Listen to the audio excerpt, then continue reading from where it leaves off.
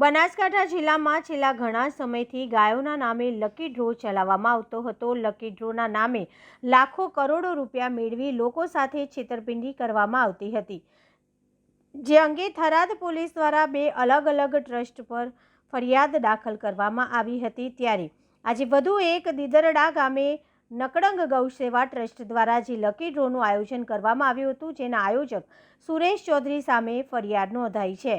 બનાસકાંઠા જિલ્લામાં છેલ્લા ઘણા સમયથી અનેક કૌભાંડના બનાવો સામે આવી રહ્યા છે, જેમાં તાજેતરમાં જ ગાયોના નામે જે લકી ડ્રો ચલાવી લોકોને છેતરવાનું કૌભાંડ કરી રહ્યા હતા, તે થરાદ પોલીસ દ્વારા બહાર લાવવામાં આવ્યું છે। અને શરૂઆતમાં થરાદ પોલીસ દ્વારા 2 ટ્રસ્ટ ઉપર ફરિયાદ નોંધાવવામાં આવી હતી અને તેમના પર કાર્યવાહી થતાં અનેક લકી ડ્રોના સંચાલકો ફરાર થઈ ગયા હતા।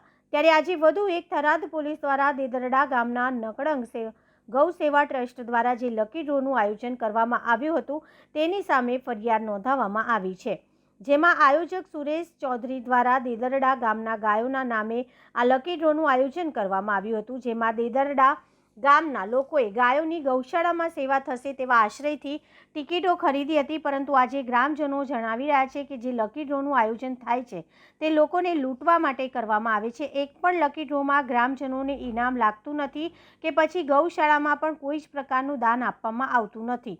લકી ડ્રોના આયોજકો દ્વારા જે પણ ઇનામ આપવામાં આવે છે તે જિલ્લા બહાર લોકોને આપવામાં આવે છે, એટલે કે જે લોકો ટિકિટ ખરીદે છે તેમની સાથે છેતરપિંડી કરવામાં આવી રહી છે। ત્યારે આવા લોકો સામે કડકમાં કડક કાર્યવાહી કરવામાં આવે તેવી દીદરડા ગામના લોકો જણાવી રહ્યા છે। અહેવાલ જયંતિભાઈ ઠક્કર, સિહોરી, કાંકરેજ।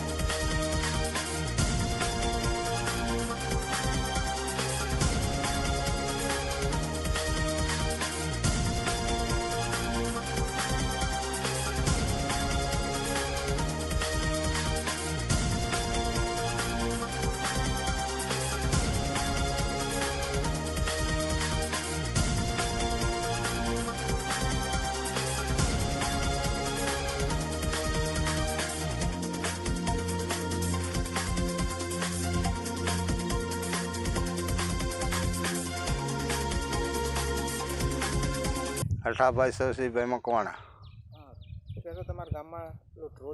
અમારા ગામમાં છનાસરામ તો કોઈ થયો નથી અને દીદીડામાં ડ્રો કે થયો હતો, પણ હવે એ ગૌશાળા નામે કર્યો હતો, સેના નામે કર્યો હતો। એમાં હવે એને શિખર ગૌશાળામાં આલ્યું કે એ ખાઈ ગયા, એ કોઈ મને નક્કી છે નહીં, પણ ગૌશાળાવાળાએ ના પાડ્યો કે ભાઈ અમારા ગામમાં ગૌશાળા નામે ડ્રો કરતા નહીં। પછી પરગવાની આલી કે ના આલી એ કોઈ આપણને માહિતી છે નહીં, પણ ડ્રો કર્યું। હવે શિખર ક્યાં જ્યું ક્યાં ન જ્યું, ડ્રોમાં ઇનામ તો લાગે, આવી જાહેરાતો કરે, જાહેરાતો કરે છે, પણ હવે શિખર માણસોને મળ્યું કે ન મળ્યું એ કોઈ આપણને ખાતરી છે નહીં। આભાર। હા સાહેબ, મનખાને મોટે ઓબળ્યું કે લકી ડ્રો કર્યો ખરી, પણ આપણને કોઈ પરવાનગી કે કોઈ અમારી કોઈ કીધું જ નથી અમને। કેટલા સમય પહેલાં થયો છે? સમય લગભગ મહિના આસપાસ, એટલે મહિના જેવું થઈ ગયું, મહિના ઉપર થઈ ગયો છે।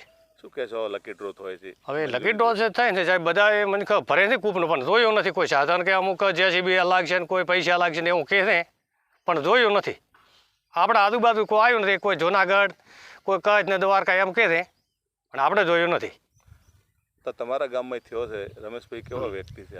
રમેશભાઈ સાહેબ આપણે કોઈ ઓળખતા છે ને, પણ લકી ડ્રોનું કહે છે કે થયો ખરી, પણ કોઈ અમારી કોઈ પરવાનગી લીધી નથી. અમને કોઈ માહિતી નથી, ખબર નથી, પણ લકી ડ્રોનો એમ મને મોઢે ઓબળ્યો. નાથાભાઈ સોનાજી. આ ગામમાં લકી ડ્રો થયો તો શું કહેશો?